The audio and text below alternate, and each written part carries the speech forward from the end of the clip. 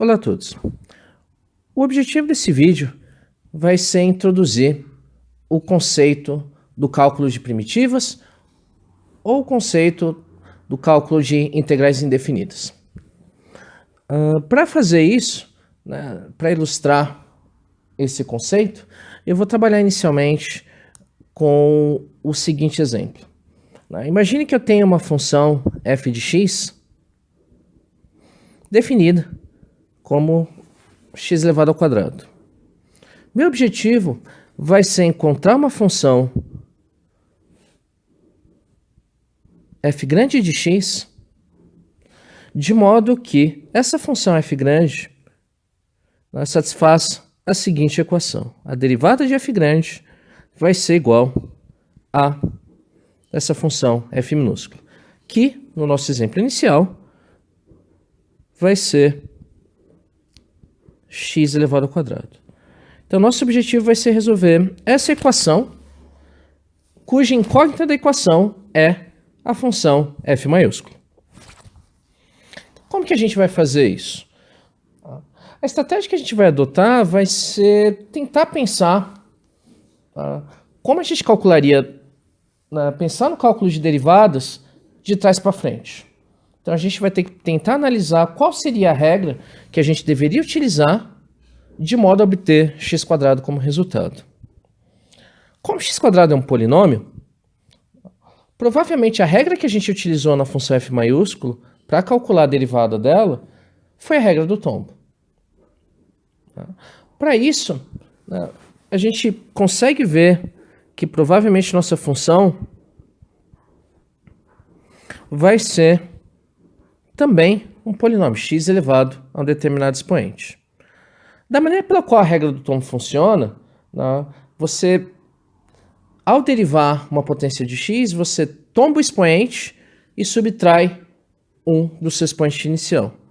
Como o expoente que eu tive com o resultado foi 2, provavelmente o expoente que eu estava trabalhando inicialmente deveria ser 3.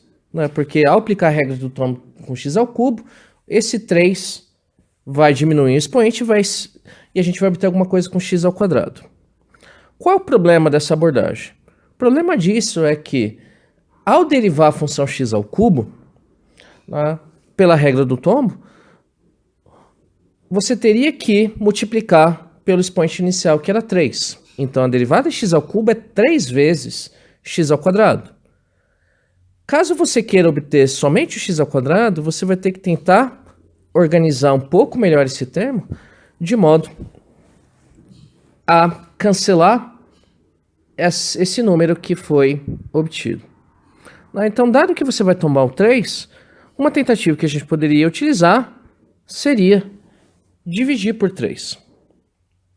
Note que essa divisão por 3 ela não vai afetar muito o cálculo de derivadas, porque se você deriva x ao cubo sobre 3, o que acaba acontecendo é que x ao cubo sobre 3 nada mais é do que 1/3 vezes x ao cubo. Se você deriva essa função, você vai manter 1/3 pelo fato de 1/3 ser uma constante e vai derivar o x elevado ao cubo. Quando você faz isso, derivar x ao cubo é 3x ao quadrado, e a gente vai ter que o 3 que a gente tinha da regra do tombo vai cancelar com esse 3 que eu coloquei no 1/3. Então, se você está procurando x ao cubo sobre 3, com certeza vai ser uma função que vai satisfazer essa equação, que a derivada da minha função vai ser igual a x ao quadrado. Derivada de x ao cubo sobre 3 dá x ao quadrado. Porém, uma pergunta interessante de ser feita é se x ao cubo sobre 3 é a única função cuja derivada vale x ao quadrado. O que acaba acontecendo é que essa afirmação não é verdadeira. Existem, para falar a verdade, infinitas funções cuja derivada vai valer x ao quadrado.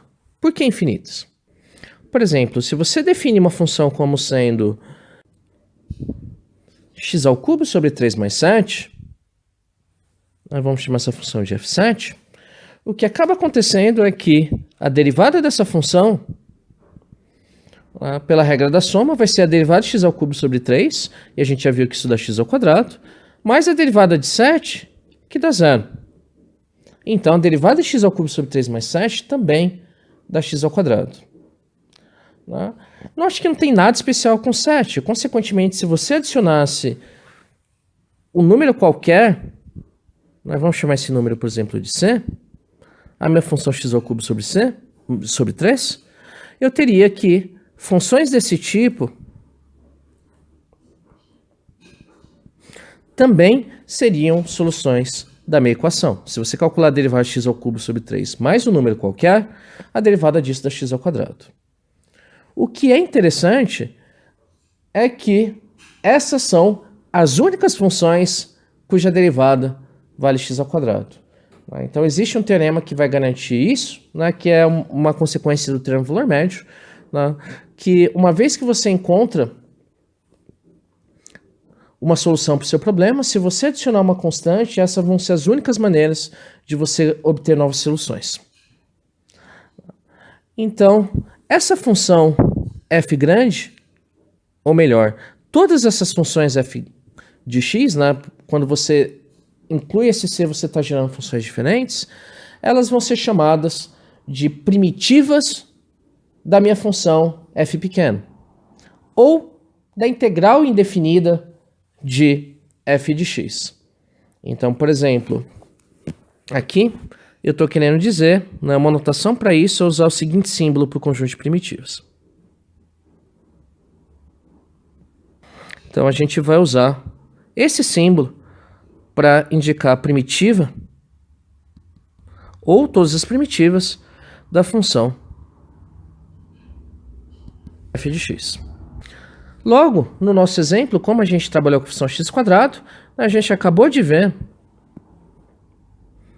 que a primitiva da função x², ou todas as primitivas, vão ser dadas por x³ sobre 3 mais um número c. Aqui eu consigo achar o conjunto de todas as funções cuja derivada vale x².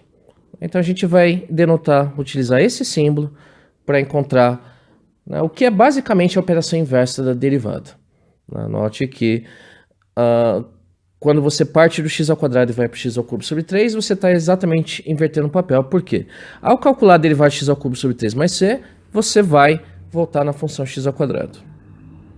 Então vamos tentar ver mais alguns exemplos de cálculo de primitiva que a gente consegue calcular, né, olhando para a derivada, para a operação de derivada de trás para frente. O próximo exemplo que a gente pode calcular é encontrar as primitivas da função cosseno de x. Então como que a gente vai fazer isso?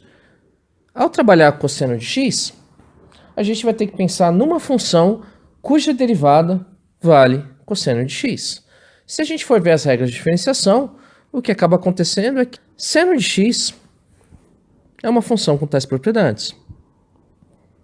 Se você adiciona uma constante, você vai conseguir obter todas as funções cuja derivada vai ser cosseno. Se você calcula a derivada de seno, você volta para o cosseno de x. E se você quisesse calcular, por exemplo, a primitiva ou a integral indefinida do seno de x? Aqui você vai ter que pensar no seguinte. Você quer tentar achar uma função cuja derivada vale seno. Se você fosse procurar por cosseno de x, a derivada de cosseno de x é menos seno de x. Então você tem esse sinal negativo te atrapalhando para a resposta. Porém, se você calcula menos cosseno de x, ao derivar isso, você vai ter que a derivada do cosseno é menos seno, com a multiplicação por menos 1 que você vai ter, né, você vai obter o seu seno de x de volta. Então você vai ter que a primitiva do seno de x vai valer menos cosseno de x. Bem, então vamos fazer mais um outro exemplo, né, que ilustra um pouco. Faz de conta que você quer tentar achar agora a primitiva de x elevado a 15. Então isso é bastante parecido, né, com o exemplo que a gente fez inicialmente. Para você descobrir uma função cuja derivada vai ser x elevado a 15, note que, pela regra do tombo, o expoente original dessa função deveria ser 16. Porém, ao calcular a derivada de x elevado a 16, você vai tombar um 16, e esse 16 vezes x elevado a 15, o número 16 multiplicando, não está na sua primitiva original. Então, o que você vai fazer para corrigir isso é dividir por 16, porque ao calcular a derivada, 1 sobre 16 é uma constante, então você vai repetir ela, e ao derivar o x elevado a 16, você vai ter 16 vezes x a 15, os 16 vão cancelar. Então, a primitiva de x a 15 vai ser x a 16 elevado a 16. O que acaba acontecendo é que essa regra pode ser generalizada para quase qualquer potência de x. Se você tem o x elevado a uma potência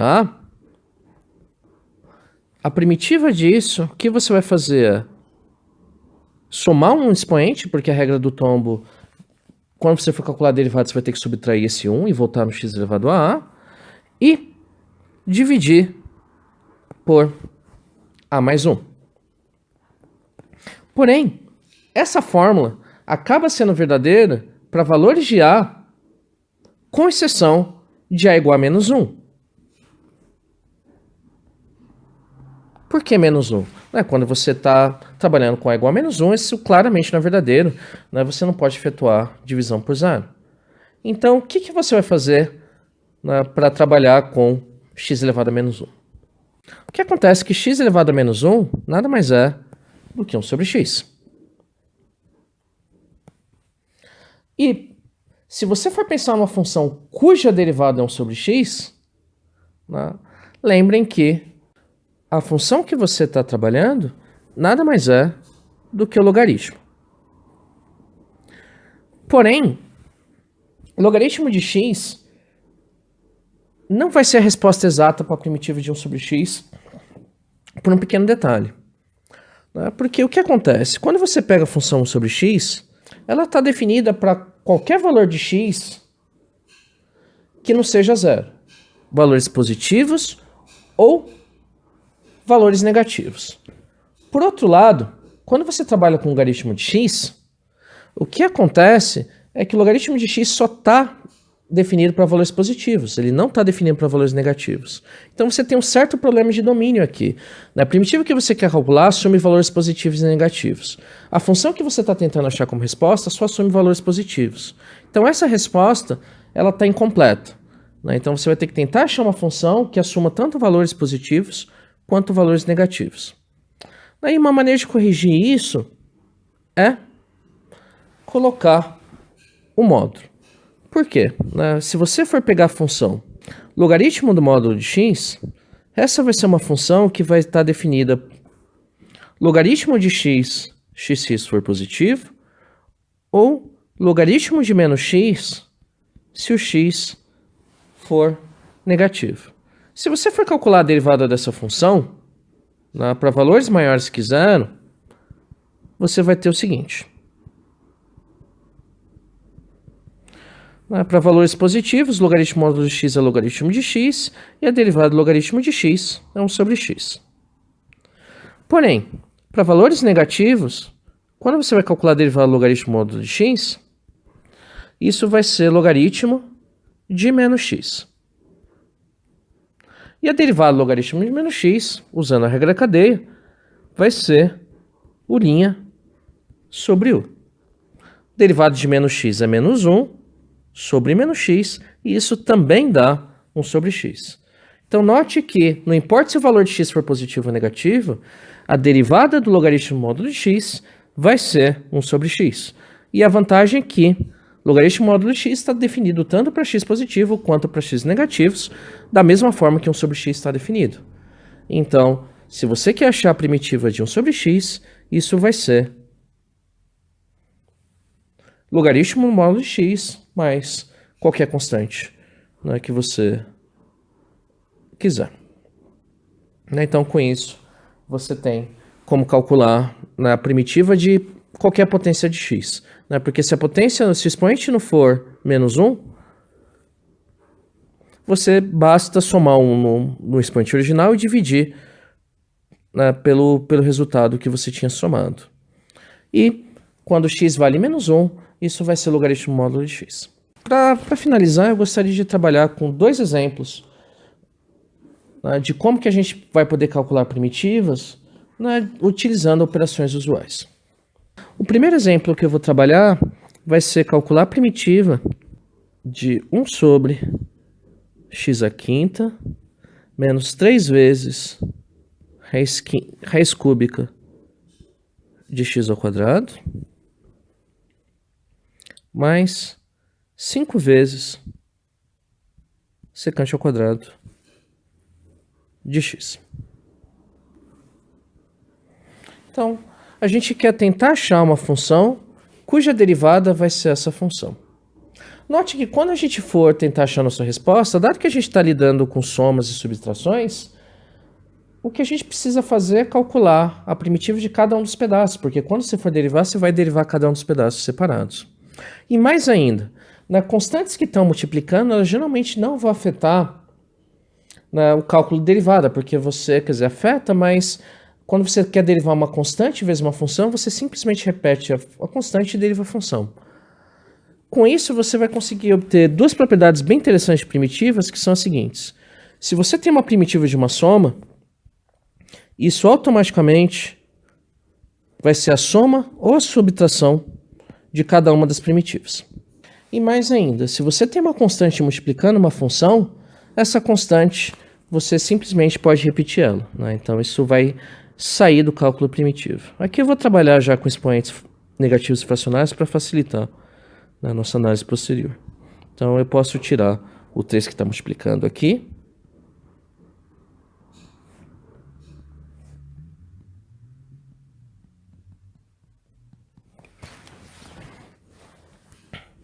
E eu tenho essa expressão. E a partir daí a gente consegue resolver isso, cada uma dessas primitivas, lembrando como que a primitiva é pensar na derivada de trás para frente. Então aqui, como você quer tentar obter como resposta x a menos 5, lembra que você vai subtrair 1 do que você da função que você quer para chegar no menos 5. Então, isso significa que você começou com x a menos 4, porque quando você deriva, você vai subtrair 1 desse menos 4 e vai ter menos 5, dividido por menos 4. Para calcular a primitiva de x elevado a 2 terços, você vai ter que somar 1 no expoente. Então, você vai ter x elevado a 2 terços mais 1,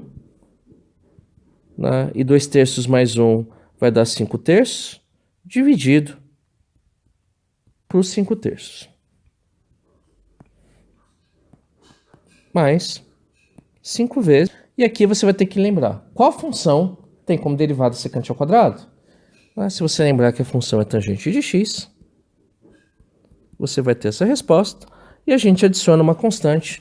Lembrando que se você achou uma resposta e adiciona constante, isso vai te dar todas as respostas do seu problema. Então, com isso a gente vai ter esse valor como resposta, lembrando dois fatos interessantes. O primeiro deles é que isso aqui vale 5 terços, e o segundo fato é que divisão por 5 terços nada mais é do que a multiplicação por 3 quintos. Então, se você quiser já fazer isso direto, somar 1 aqui no expoente e já multiplicar pelo número invertido, essa resposta também vai estar correta. E com isso a gente vai ter o nosso primeiro exemplo, usando o que a gente chama de integrais básicas. Essas integrais elementares, elas vêm diretamente de uma derivada sem grandes dificuldades técnicas. Então, para finalizar, eu vou trabalhar com o seguinte exemplo. Imagine que a gente queira calcular essa primitiva. A primitiva da função 7 vezes raiz de x, mais x à quinta, menos 2x ao quadrado, dividido por x ao cubo. Então, o erro que é muito comum ao tentar atacar esse problema é achar que se você achar a primitiva do que está em cima e achar a primitiva do que está embaixo, dividir as duas, você vai obter a resposta. O que acaba acontecendo é que o cálculo de primitivas, o cálculo de integrais com divisões, não é um problema imediato. Por quê? Porque a derivada da divisão não é a divisão das derivadas. Então, você não espera que a integral como operação inversa, que esse fato vai ocorrer. Então, quando você está lidando com divisões e mesmo com multiplicações, você tem que ser bastante cuidadoso ao tentar trabalhar com obter sua resposta. A gente vai ver que existe um método exclusivo para lidar com o cálculo de integrais que envolve multiplicações. No caso da divisão, esse problema é tão delicado que a grande parte dos métodos vai ter que fazer uso de diversas estratégias para você conseguir fazer com que a operação de divisão não afete seu problema. E essas operações geralmente vão envolver manipulações. Então eu vou pegar aqui o primeiro exemplo, do que a gente pode tentar fazer para desaparecer com essa divisão. Então, na estratégia mais básica que a gente pode adotar é inicialmente transformar essa divisão numa multiplicação.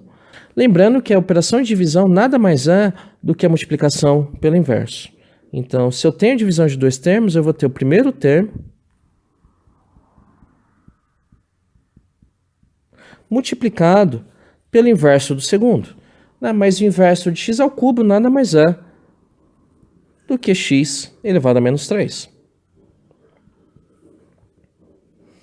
Então, quando você faz isso, você transforma um problema de multiplicação, que não é um problema imediato. O integral de multiplicação também não é fácil de ser calculado. Porém, a gente consegue eliminar essa multiplicação aplicando propriedade distributiva. Você pode distribuir o x elevado a menos 3. E aqui eu já estou usando o fato que raiz de x é x elevado a meio, dado que a gente vai operar com potências. Com isso, a gente vai ter o seguinte, que se você está fazendo uma metade menos 3, ou menos 6 metades, você vai ficar devendo 5 metades. Quando você faz x à quinta vezes x elevado a menos 3, você mantém a base, subtrai os expoentes, ou soma os expoentes nesse caso, e você vai ter x ao quadrado, e aqui você vai ter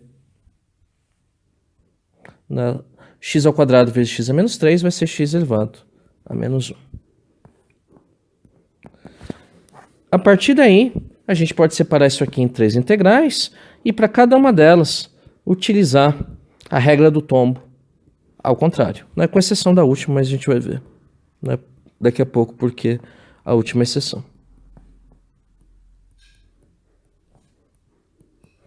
Então a gente consegue separar, lembrando que como a primitiva é a operação inversa da derivada, e a derivada da soma é a soma das derivadas, e quando você tem uma constante vezes uma função, você só deriva a função e mantém a constante, a gente consegue separar as integrais dessa forma. E agora, para finalizar a questão, com isso a gente eliminou qualquer tipo de divisão e multiplicação e a gente vai ter condições de resolver nosso problema. Aqui eu vou pegar menos 5 meios e somar 1.